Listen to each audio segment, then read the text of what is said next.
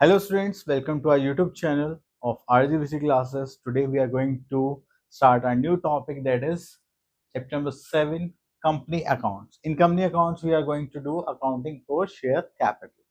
तो share capital mostly होता क्या है कि जब भी कोई कंपनी को अपने फंड्स रेज करने होते हैं तो उनके पास बहुत सारे सोर्सेज होते हैं, जिसमें से एक मेथड होता है शेयर्स रेज करना। ठीक है, तो शेयर्स इश्यू करना कैसे कैसे ये काम करता है, ठीक है, और उसके बाद हम लोग उसकी एंट्रीज कैसे बनाएंगे, हम इसमें वर्किंग क्या करेंगे, तो वो सब देखेंगे। तो चलिए आगे चलते हैं। दिस इज फॉर असाइनमेंट 1 जो हम अपनी प्रैक्टिस वर्कबुक में करते हैं, तो उसका असाइनमेंट 1 है ये जो हम यहाँ पर करने वाले हैं। ओके, तो देखिए आज के ज़माने में मतलब टुडेज टाइम हमारे पास क्या होता है, ऐप होती है जस्ट लाइक जिसको हम फ़ोन में डाउनलोड करते हैं। देन उसके बाद अगर हमें शेयर्स खरीदने होते हैं तो इसमें हम अपना अकाउंट ओपन करने के बाद शेयर्स को परचेज करते हैं, तो वो इस टाइप से हमें दिखाई देते हैं अपने फ़ोन्स पे। ठीक है, फिर हम देखते हैं कि हमारे पास जो शेयर्स हैं, हमने देखा कि यहाँ पर ये जो शेयर्स है यहाँ से स्टार्ट हुए हैं और ये यहाँ पर जा रहे हैं, तो हम अपना प्रॉफिट मार्जिन बुक करते हैं कि हमने यहाँ पर परचेज करा था और यहाँ पर सोल्ड आउट कर दिया है, यहाँ पर सोल्ड आउट कर दिया। तो इस टाइप से शेयर्स की वर्किंग होती है। ठीक है, पहले क्या होता था, पहले ऐसा नहीं होता था, अभी कंपनी शेयर्स इश्यू करती थी तो उसके लिए हमें अलग प्रोसेस करना पड़ता था। अब उसमें हम क्या देखते हैं, चलिए अगर कंपनी अपने शेयर्स इश्यू करती है तो पहले के टाइम पे न्यूज़पेपर में एक प्रोस्पेक्टस इशू करते थे जिसमें डिटेल्स होती थी इस डेट को ये कंपनी अपने अपने शेयर्स इशू करने वाली है। तो क्या होता था, जैसे मान लीजिए कंपनी अपने शेयर्स इशू करने वाली है तो बहुत सारे लोग आकर वहाँ पे खड़े हो जाते थे, जिससे कि जब भी शेयर्स इशू होगा तो वो वन बाय वन जाएंगे और अपने शेयर्स खरीद सकते हैं। ठीक है, तो ये ऐसा सीक्वेंस रहता था हमारे पास कंपनी के लिए। अब क्या करेंगे हम, उसके बाद हमने देखा तो ये बोर्ड ऑफ डायरेक्टर्स हैं, तो उन्होंने बहुत सारे मेथड्स निकाले शेयर्स इशू करते और पेमेंट कैसे ले सकते हैं। तो उसमें से एक मेथड था जिसको हम बोलते हैं इंस्टॉलमेंट मेथड। ठीक है, तो इन्होंने कहा कि देखिए जब आप हमारे पास आएंगे, ओके, तो जब आप हमारे पास आएंगे तो सबसे पहले स्टेप आपको क्या करना है, एक एप्लीकेशन लिखनी है। देन उसके साथ साथ आपको कुछ अमाउंट पैसे भी पे करने। तो ये होता था हमारा फर्स्ट स्टेप, तो इसको बोलते थे एप्लीकेशन ऑफ शेयर्स। देन उसके बाद हम आते थे नेक्स्ट सेकेंड स्टेप पर, जो कि होता था हमारा अलॉटमेंट ऑफ शेयर्स। तो उसमें हम क्या करते थे, शेयर हम अलॉट कर दें उसको सर्टिफिकेट हम देते थे, उसके साथ भी हम कुछ इंस्टॉलमेंट का अमाउंट लिया करते थे। ठीक है, देन उसके बाद जब ये दोनों चीज़ें पूरी हो जाती थी तो हम अपनी इंस्टॉलमेंट्स के अकॉर्डिंग उनको कॉल करते थे एंड उनको बोलते थे सर इस डेट को आपकी जो बाकी रिमेनिंग अमाउंट है वो आप पे कर दीजिए। तो उसको हम बोलते थे, अगर हम एक बार कॉल करें तो फर्स्ट कॉल, अगर दो दो बार कॉल करना पड़ा तो सेकंड कॉल है, ये ऐसे चलता रहता था। ठीक है, अब यहाँ पर हमें क्या करना है, चलिए, तो इसी टॉपिक से रिलेटेड हमारे पास एक क्वेश्चन आ गया है जो हमें यहाँ पर सॉल्व करना है। अब क्वेश्चन पढ़ लेते हैं। That is Wipro limited issued prospectus inviting applicants for 10,000 shares. Clear, 10,000 share से एक शेयर कितने का हो गया हमारे पास 20 का। अब उसमें क्या कर रहे हैं हम, पेबल एज एप्लीकेशन पर हम कितने रुपीज ले रहे हैं 3, अलॉटमेंट पर हम ले रहे हैं 15 एंड फर्स्ट कॉल पर ले रहे हैं हम 2 रुपीज।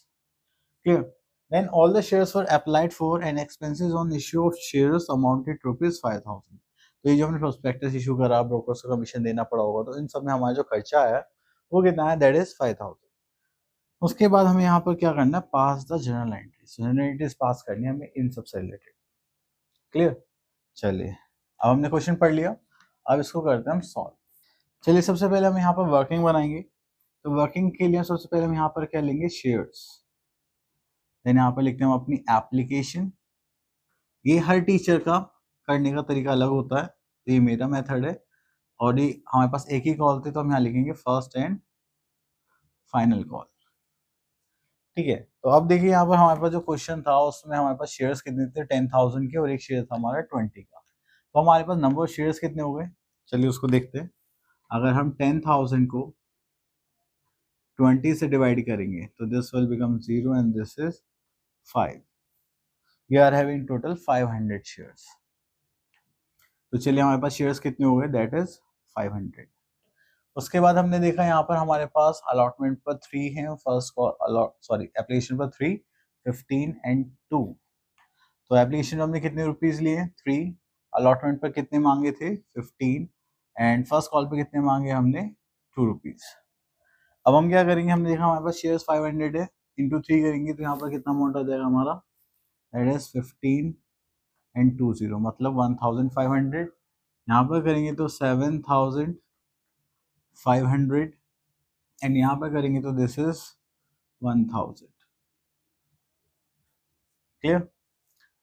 बस अभी के लिए इतना ही था। अब इसमें हमें बनाने जर्नल एंट्रीज। तो हमने देखा था सबसे पहले, अगर हम पीछे जाएं तो सबसे पहले हम क्या देते थे, एप्लीकेशन के साथ मनी देते थे। देन उसके बाद हमें पता चलता था कि हमें पैसे जो शेयर्स हैं वो मिलेंगे या नहीं। अभी तो बस हमने अप्लाई करा था, ठीक है। तो अभी इसकी एंट्री बनानी है। तो जब भी हम इस एप्लीकेशन की एंट्री बनाएंगे तो एप्लीकेशन में कितने अमाउंट आने था कंपनी के पास, 1500। तो सबसे पहले कंपनी के पास क्या आएंगे, पैसे आएंगे। हम रिसीव की एंट्री बनाएंगे यहाँ पर, just like bank account debit to share application account. वो कितना था हमारे पास, 1500, 1500। क्लियर? चलिए उसके बाद अगर हम देखें यहाँ पे अलॉटमेंट, एप्लीकेशन के पैसे आ गए। अब ये जो सारा अमाउंट है, जो सारा फंड है, ये जाता है हमारे शेयर कैपिटल अकाउंट में। तो अब इसको हमें ट्रांसफर करना पड़ेगा। तो ट्रांसफर करने के लिए हम सेकेंड एंट्री यहाँ पर बनाएंगे हम, जस्ट लाइक ये क्रेडिट में, तो उसको क्या कर देंगे हम, debit, just like share application account debit to share capital account. ठीक है, तो यहाँ पर हमने दो एंट्रीज बना ली, एक फर्स्ट एंड ये सेकंड। तो ये हो गई हमारी रिसीव की entry and this is for transfer. Clear? Next, अब हमें हर एक पार्ट की दो एंट्रीज बनानी है। तो ये हो गई हमारी रिसीव की entry and this is for transfer.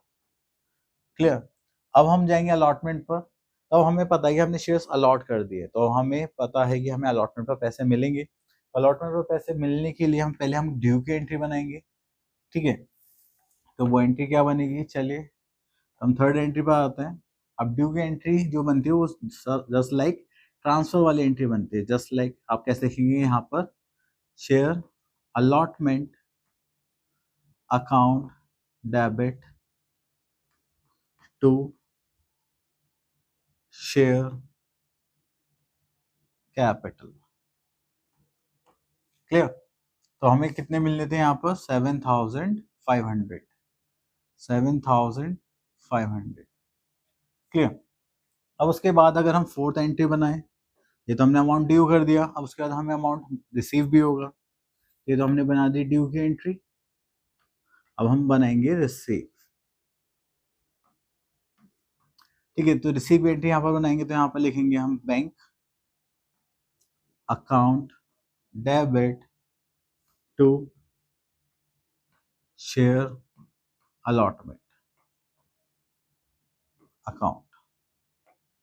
ठीक है, जो क्या हो जाएगा हमारे पास 7500, 7500।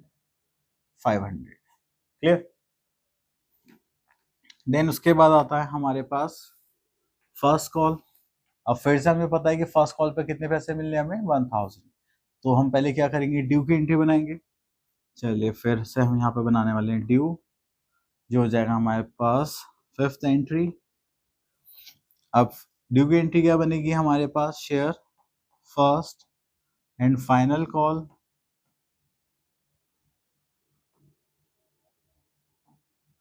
Account debit to share capital account. ठीक है, जो हो जाएगा हमारे पास कितना, 1000।